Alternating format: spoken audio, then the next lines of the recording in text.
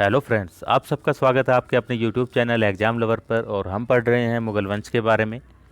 और हम मुग़ल वंश के दोस्तों 3 शासक के बारे में डिटेल से स्टडी कर चुके हैं, जिसके अंदर की बाबर, हुमायूं और हुमायूं का जो बेटा था अकबर, उसके बारे में हमने डिटेल से क्लास ली और उनके बारे में विस्तार से जाना। जो आज की हमारी क्लास है वो है अकबर के बेटे जहांगीर के बारे में, जिसका कि मूल नाम था सलीम।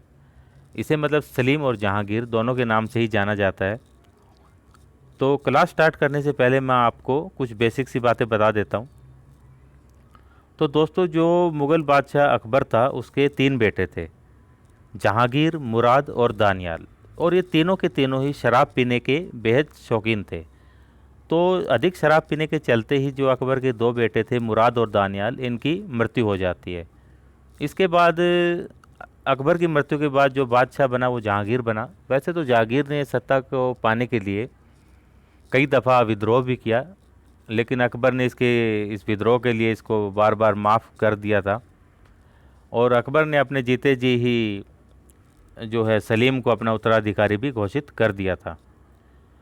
तो चलिए फ्रेंड्स, स्टार्ट करते हैं आज की क्लास। तो दोस्तों, जो जहांगीर है इसका जन्म 30 अगस्त 1569 ईस्वी को फतेहपुर सीकरी में हुआ था। फतेहपुर सीकरी के बारे में मैं पिछली क्लासेज में आपको डिटेल से बता चुका हूँ। फतेहपुर सीकरी की जो स्थापना है वो अकबर ने की थी और ये नगर बसाया था, ये आगरा के नज़दीक था। और यहीं पर एक सूफी संत रहा करते थे, शेख सलीम चिश्ती।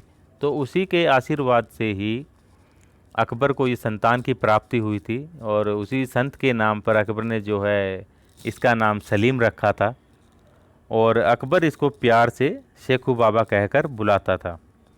और अगर हम बात करें सलीम की माता की, तो इनकी जो माँ का नाम था वो मरियम जमानी था और ये राजा भारमल की बेटी थी। और अकबर ने अपने जो दरबार के नवरत्न में से एक को, अब्दुल रहीम खान खाना को, सलीम का शिक्षक नियुक्त किया था और सलीम भी इनको अपना गुरु मानता था। जो आरंभिक जीवन है जहांगीर का वो बेहद ही आवारा किस्म का था और शराब वगैरह का सेवन जो जहांगीर है वो बहुत ज़्यादा किया करता था। अकबर की मृत्यु के पश्चात जहांगीर ही मुग़ल सम्राट बना अगला, और ये चौथा मुग़ल बादशाह था। इसके बाद दोस्तों 1585 ईस्वी में सलीम का जो विवाह है वो आमेर जयपुर के राजा भगवान दास की बेटी मानबाई के साथ कर दिया था अकबर ने विवाह। और ये जो जहांगीर की आदत थी अधिक शराब वगैरह पीने की, तो इसी से परेशान होकर जो मानबाई है उसने आत्महत्या कर ली थी। मतलब बहुत समझाने की कोशिश की अकबर ने भी, इसने भी और अन्य जो उनके परिवार के सदस्य हैं, लेकिन ये मतलब सुधरा नहीं। तो इसी के चलते जो है मानबाई ने आत्महत्या कर ली थी। इसके बाद जो जहांगीर है उसने जो राजा उदय सिंह है उनकी बेटी जगत गोसाई, जिसे हम जोधाबाई के नाम से भी जानते हैं, उससे विवाह किया। तो फ्रेंड्स, ये जो हम नाम सुनते हैं अकबर जोधा, तो जो जोधाबाई है वो एक्चुअल में जगत गोसाई का नाम है। और जो जगत गोसाई है वो किसकी पत्नी थी? वो जहांगीर की पत्नी थी। और ये पिछली वीडियो में हम देख चुके हैं कि जो सलीम है इसने अकबर के विरुद्ध कई बार विद्रोह भी कर दिया था, जैसे कि 1599 में विद्रोह किया था। ये इलाहाबाद चला गया था और वहाँ के किले में रहकर वहाँ पर जो है स्वतंत्र शासक की भूमिका निभाने लगा था वहाँ पर। लेकिन बाद में आकर इससे माफ़ी मांग ली थी अकबर से और अकबर ने इसको माफ़ भी कर दिया था। इसके बाद जब अकबर की मृत्यु हो गई थी 1605 ईस्वी में, तो अकबर ने पहले ही इसको अपना उत्तराधिकारी घोषित कर दिया था। तो मृत्यु के बाद जो है इनका राज्याभिषेक हुआ जहांगीर का, और ये नूरुद्दीन मोहम्मद जहांगीर बादशाह गाजी के नाम से आगरा के किले में इनका राज्याभिषेक हुआ और ये मुग़ल सत्ता का अगला बादशाह बना। कौन से नंबर का बादशाह था? चौथे नंबर का बादशाह था। और जो जहांगीर है वो भी वैसे नेचर से ठीक था, ये मतलब अपने पिता की तरह ही उदार प्रवृत्ति का था। मतलब वैसे ठीक शासक था। कुछ व्यक्तिगत बुराइयां थी इसमें, जैसे शराब का सेवन करना और अन्य बुराइयां भी रही होगी, लेकिन फिर भी ये जो है उदार प्रवृत्ति का था। इसने भी अपने पिता की तरह जो है समाज कल्याण के लिए अनेकों कार्य किए हैं। उसमें हम इन कामों को देखेंगे कि क्या क्या काम किए गए थे जहांगीर के द्वारा। तो जो सबसे पॉपुलर काम है इनका वो है न्याय की जंजीर। और ये एक सोने की जंजीर थी जिसको कि आगरा किले के नज़दीक में लगवाया गया था। तो ये फ्रेंड्स क्वेश्चन कई बार आता है कि न्याय की जो जंजीर है इसका संबंध किससे था। ये संबंध है जहांगीर से।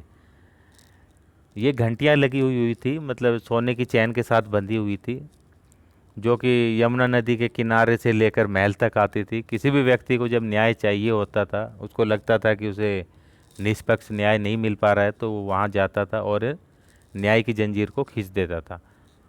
तो उससे क्या होता था, बादशाह जो है वो स्वयं आता था और उसकी समस्या को सुनता था और उसका समाधान करता था। तो चलिए फ्रेंड्स, अब हम पढ़ते हैं जो जहांगीर द्वारा जो लोक कल्याण के लिए जो काम किए गए थे उनके बारे में।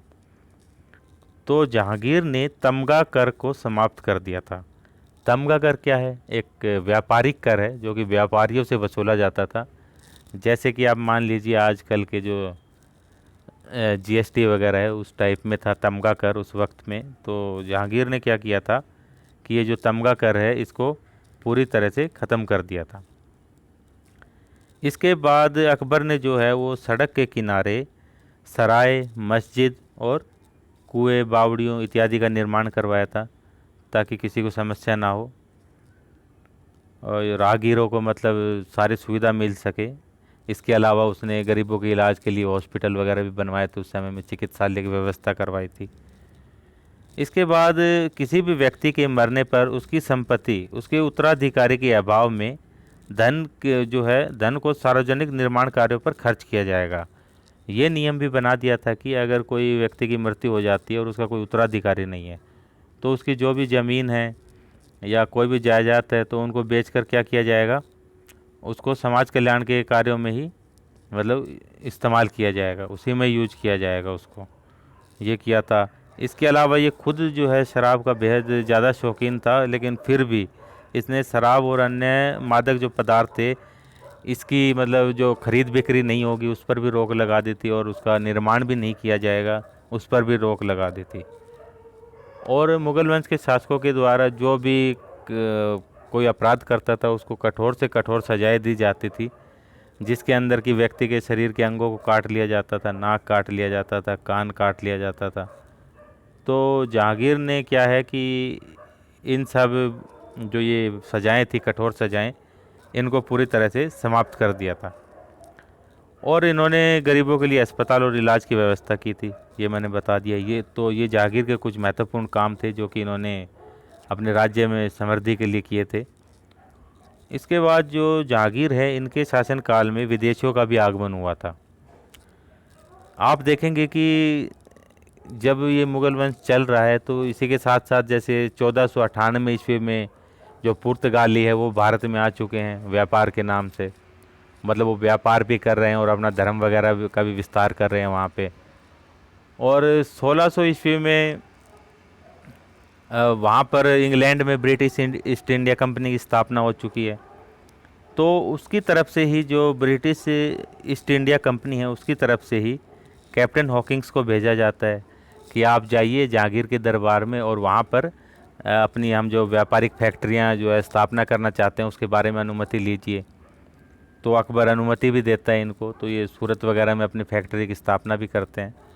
तो तो दो महत्वपूर्ण जो विदेशी नागरिक है जो कि आए थे इसके शासनकाल में जहांगीर के, उनके नाम आप ध्यान रखेंगे, कैप्टन हॉकिंग्स और सर टॉमस रो। ये ब्रिटिश नागरिक थे, इंग्लैंड से आए थे।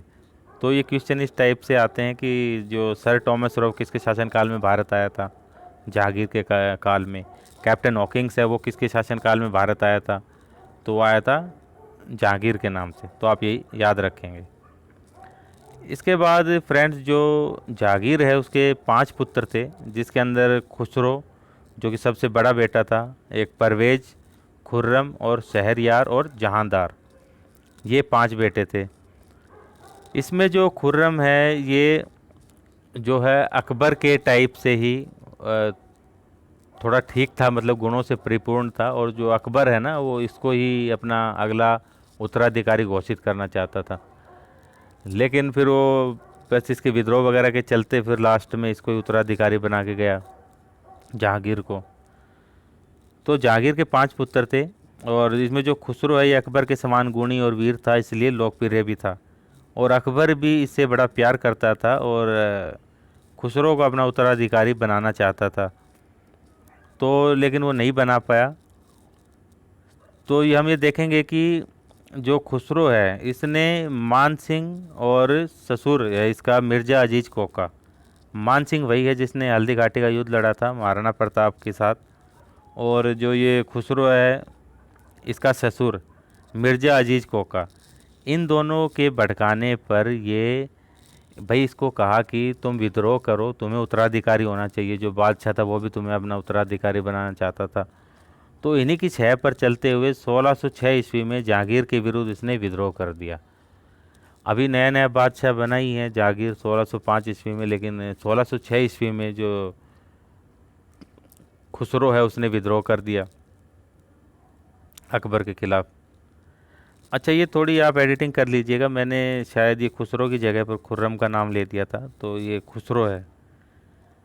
इसके बाद जहांगीर ने खुसरो को जो विद्रोह किया था, तो खुसरो को पकड़कर आगरा के किले में नज़रबंद कर दिया, लेकिन वो कुछ समय तक ही वहाँ पर कैद रहा। उसके बाद उसने भाई बहाना बनाया कि मुझे अकबर के, और जो अकबर उसका दादा हुआ, तो अकबर की दरगाह पर जाना है, वहाँ पर कुछ पूजा प्रार्थना करनी है। तो ये बहाना लगाकर वो क्या है वहाँ से भाग निकला।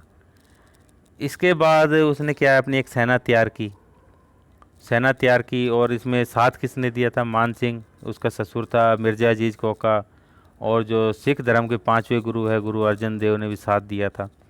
तो इससे क्या है खुसरो ने अपनी सेना तैयार की और जहांगीर के साथ टक्कर लेने के लिए पहुंच गया। और खुसरो और जहांगीर की सेना के बीच में जो युद्ध की स्थिति है वो जालंधर के निकट बैरावल जगह पर हुई, मैदान पर युद्ध हुआ। इसमें क्या हुआ, खुसरो को भाई परास्त कर दिया गया, और खुसरो को पकड़कर जेल में डाल दिया गया, कैद कर लिया गया इसे। और जो सिखों के 5वें गुरु अर्जुन देव जो कि इसका इनका साथ दे रहे थे खुसरो का, तो जहांगीर ने इनको भी फांसी दिलवा दी थी। क्यों दिलवा दी थी? क्योंकि इन्होंने खुसरो को अपनी सहायता प्रदान की थी। तो ये पूछा जाता है कि जो सिख धर्म के 5वें गुरु है गुरु अर्जुन देव, तो किसके शासनकाल में इनको फांसी की सज़ा दी गई थी? तो ये जहांगीर के काल में दी गई थी। और बाद में क्या होता है, जो खुसरो है ना, ये फिर से ऐसे षड्यंत्र वगैरह की कोशिश करता है और जहांगीर की हत्या का भी प्रयास करता है। तो इसके चलते जहांगीर जो है वो काफ़ी परेशान हो गया था, और बाद में इसको अंधा करवा दिया जाता है। तो जहांगीर का जो एक और बेटा है खुर्रम, जो कि आगे चलकर मुगल वंश का 5वां बादशाह बनेगा, जिसे हम शाहजहाँ के नाम से भी जानते हैं। तो ये क्या है, एक बार दक्षिण में साउथ में इसको अभियान के लिए भेजा था, तो अपने साथ ये खुसरो को भी लेकर गया था। तो रास्ते में ही इसने सोचा कि भाई आगे जाकर फिर से विद्रोह करेगा या उत्तराधिकारी बनने की कोशिश करेगा। तो 1621 ईस्वी में उसकी हत्या करवा दी गई थी रास्ते में ही। किसने करवा दी थी हत्या? खुर्रम ने, जिसे हम किसके नाम से जानते हैं? शाहजहाँ के नाम से। इसके बाद जहांगीर ने जो है फारस से, मतलब ईरान, जो आजकल का ईरान है उसे पहले के टाइम में फारस बोलते थे। तो कंधार एक जगह है अफ़गानिस्तान में, तो कंधार पर जो है किसका कब्जा था? फारसियों का कब्जा था। तो जहांगीर ने 1621 ईस्वी में फारसियों से ये कंधार को छीन लिया था। और कंधार को भारत का सिंह द्वार कहते हैं, क्योंकि भारत में जो एंट्री है ना वो उसी रास्ते से ही होती है। आप देखेंगे कि जैसे जो मंगोल के आक्रमण वगैरह होते थे तो उसी साइड से ही आते थे। इस तरफ तो जैसे हिमालय हो गया, नीचे समुंदर हो गया, तो यहाँ से सुरक्षित था भारत। तो भारत का जो प्रवेश द्वार था या सिंह द्वार था वो अफ़गानिस्तान वगैरह होकर ही आता था। और इसने इस तरह से कंधार को जीत लिया था। लेकिन 1622 ईस्वी में शाहजहाँ के विद्रोह के कारण जो उसका बेटा है शाहजहाँ का, इसका जहांगीर का बेटा शाहजहाँ, इसके विद्रोह के कारण जहांगीर के समय में ही कंधार जो है वो फिर से मुग़ल के अधिकार में लिया था इसने, वो वापस से निकल गया था। और जो जहांगीर है ये बहुत ज़्यादा कला और साहित्य प्रेमी था, ये स्वयं भी चित्रकार था। मतलब पेंटर किंग के नाम से भी जाना जाता है। अगर आपसे कोई पूछे कि भाई पेंटर किंग किसे कहा जाता है मुग़ल काल में, तो पेंटर किंग कौन था? जहांगीर था। तो जहांगीर जो स्वयं चित्रकार भी था, तो चित्र वगैरह बनाने से उनको काफ़ी रुचि थी। तो इसके काल को हम बोल सकते हैं कि ये मुग़ल काल में चित्रकला जो है वो मतलब अपने पूरे उफान पर थी। इसने बहुत सारे चित्रकारों को अपने दरबार में संरक्षण दिया था, जिसके अंदर की फारूक बेग, बिशनदास, मंसूर, दौलत, मनोहर, अबुल हसन, ये प्रसिद्ध चित्रकार थे। और उसने अपनी शाहजहाँ नहीं, जहांगीर ने अपनी आत्मकथा भी लिखी है, जिसे कि हम तुजू के जहांगीरी के नाम से जानते हैं। तो इससे भी पता चलता है कि उसकी जो साहित्यिक योग्यता थी, यानी कि साहित्य वगैरह लिखने का और जो नज़रिया था, वो उसका बेहद ही अच्छे किस्म का था। तो वो क्या समझे आप इससे कि वो चित्रकला का प्रेमी था और साहित्य को भी संरक्षण दिया था उसने। तो ये चित्रकार है, आप इनमें से कुछ एक दो का नाम याद रखें, जैसे कि उस्ताद मंसूर और अबुल हसन, है ना। तो ये इम्पोर्टेंट है। और जो अकबर के आप देखेंगे कि जागीर के विषय में एक विदेशी राइटर है पर्सी ब्राउन, उन्होंने लिखा है कि जागीर के साथ ही मुग़ल चित्रकला की वास्तविक आत्मा का पतन हो गया था। यानी कि जो जागीर का काल था वो चित्रकला का स्वर्णिम काल था, और जैसे ही जागीर की मृत्यु हुई तो ये जो चित्रकला का स्वर्णिम काल है ये समाप्त हो गया था।